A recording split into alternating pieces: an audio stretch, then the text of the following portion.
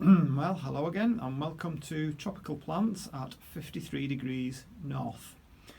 So, second video in the series, and I thought I'd have a little chat about what kind of climate I live in and why it's quite tricky to grow these kind of plants at such a northerly latitude. So 53 degrees north. So I live in the UK, I live in England, and I live in a town called Wigan in the north of England, and the average temperatures that we get summertime, if we're lucky, we can average, I'm talking midsummer now, from like June maybe up to September, late September. It can touch 30 if we're very, very lucky. There's not many days that it can touch 30. Sometimes it's a little bit above, but for the most, it tends to average around 15 to 25 degrees Celsius. And in the winter time, the temperature's a lot lower. From like December through to March, it can average somewhere, daytime temperatures I'm talking about here, somewhere around 10 degrees and below, and very often, especially overnight, it can be below 0 degrees down to -5. I've seen it at -10 here, and even a little bit lower than that on occasion, and we can have very heavy frost. We don't get a great deal of snow, but again, various years it can be.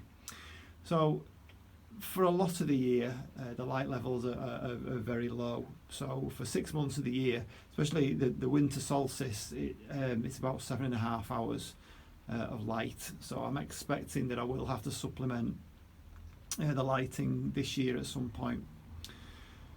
Now the problem with the seasons is that it doesn't just go from one to the other. You've got autumn and spring in between, and very often we can have the winter running through spring, and it can be really bad, and it can be very snowy and cold and frosty right the way through to May if we're not very lucky. If we are lucky, we can get it early, and it can be okay, but more often than not, what we've got today is what we get a lot of, which is very overcast, quite dull, and at the moment it's pouring down with rain, which is something that anybody who lives in the UK gets very, very used to, especially the north of the UK. I believe those southerners do get it a little bit better than we do.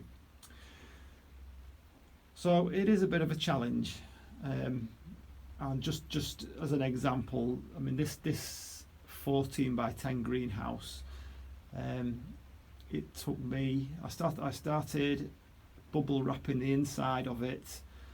I'll show around a little bit. I'll try to be slow with the camera.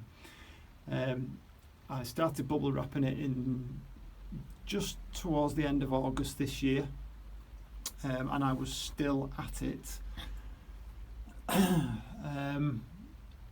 probably mid-October, and it did take rather a lot of bubble wrap. It cost me in total, I think I ended up buying 2 lots. I've still got quite a bit left actually, but it cost me about £85 in total off eBay. But it's much better. I've paid a lot more for bubble wrap in the past, and it just wasn't as good. I find this thicker bubble wrap with these bigger holes on it much better, because of course the insulation comes from the air that you trap between, obviously you've got where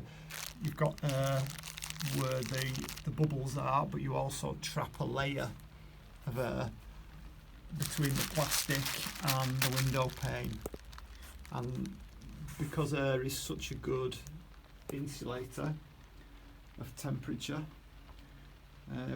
I'm very much hoping that this will not cost me too much. I have actually been keeping a record, which I'll go into at another point, and just see one of my records down there. And what I do is I record how much it's cost me. I've got a little gadget. I've got lots of gadgets, but I've a little gadget, and I'll just swing around again. I shall point at it.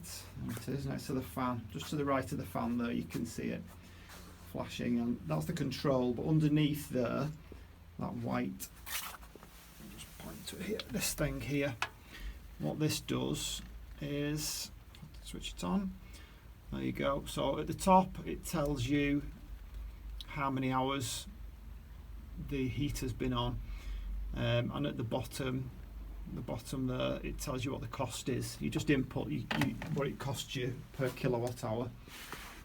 So what I've been able to do is track exactly how much it's costing me on a night to night basis.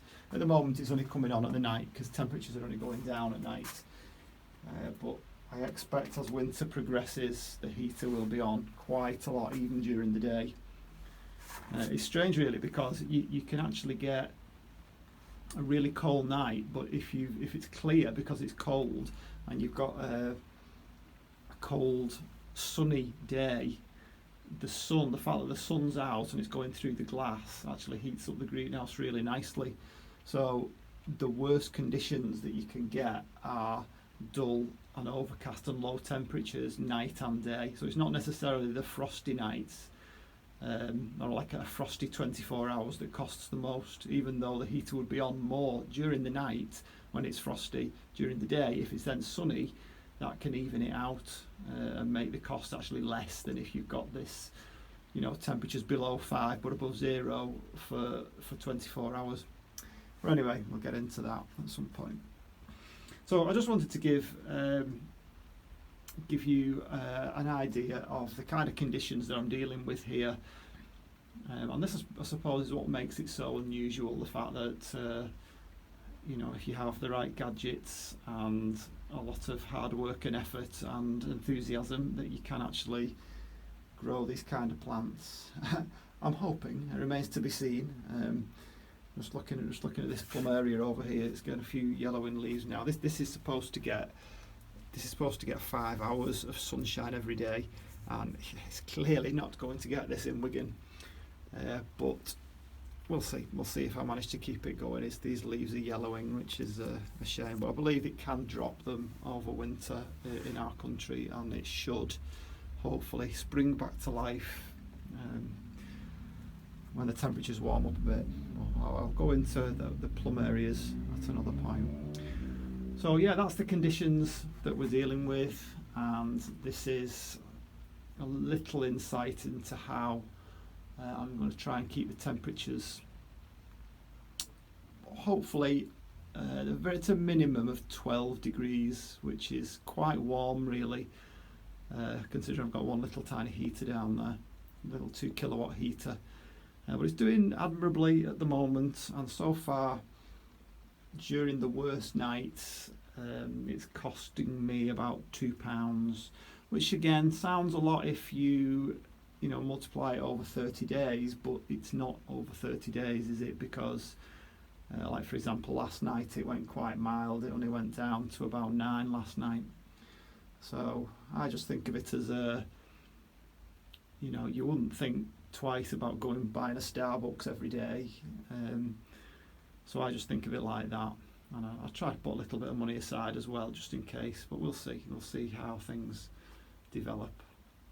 So yeah, that's that, just a little bit of an insight into what's going on and what we're dealing with here in Wigan, and I'll have a think about what the next one should be and perhaps get a little bit more involved in the plants.